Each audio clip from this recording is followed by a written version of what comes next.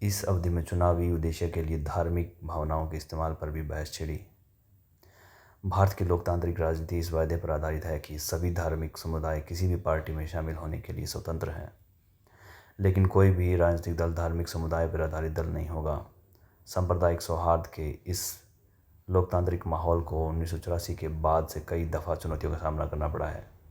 हम 8वें अध्याय में पढ़ चुके हैं कि ऐसा 1984 के सिख विरोधी दंगों में हुआ। ठीक इसी तरह 2002 के फरवरी मार्च में गुजरात के मुसलमानों के विरुद्ध हिंसा भड़की। अल्पसंख्यक समुदाय के खिलाफ ऐसी हिंसा और दो समुदायों के बीच हिंसक टकराव लोकतंत्र के ऊपर खतरा है। गुजरात के दंगे 2002 के फरवरी मार्च में गुजरात में बड़े पैमाने पर हिंसा हुई। गोधरा स्टेशन पर घटी एक घटना इस हिंसा का तात्कालिक उकसावा साबित हुई। अयोध्या की ओर से आ रही एक ट्रेन की बोगी कार सेवकों से भरी हुई थी और इसमें आग लग गई। 57 व्यक्ति इस आग में मर गए। यह संदेह करके कि बोगी में आग मुसलमानों ने लगाई होगी, अगले दिन गुजरात के कई भागों में मुसलमानों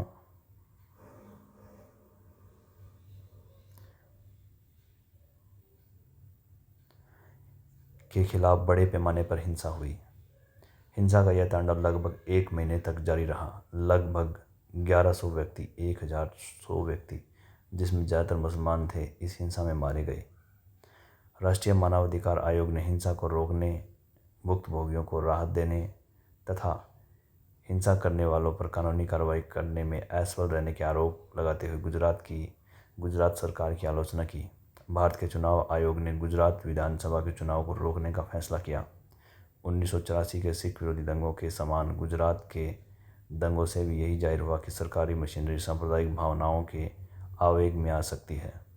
गुजरात में घटी ये घटनाएं हमें आगाह करती है कि राजनीतिक उद्देश्य के लिए धार्मिक भावनाओं को भड़काना खतरनाक हो सकता है।